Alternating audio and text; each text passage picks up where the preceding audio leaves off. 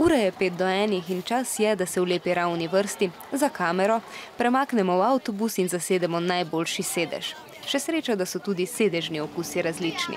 Najboljši sedež je od zadaj, zato ker se hecamo pa zabavamo.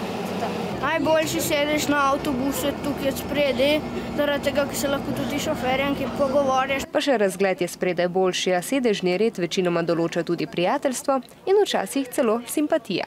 Ja, presedemo se včasih fanti, ali pa oni pridejo k nam. Vsak dan se takole 50 učencev zjutraj najprej pripelje v šolo in potem popoldan še nazaj domov.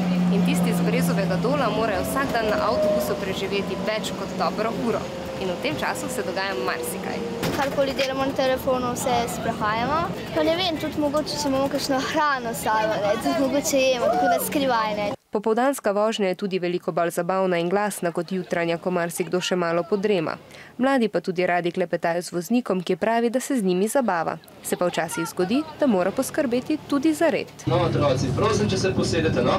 Se ne bo komu kaj narediti, ne bo kaj narobe padlo. Vožnja v šolo z avtobusom in nazaj domov ima torej tako slabosti, kakor tudi sladke prednosti.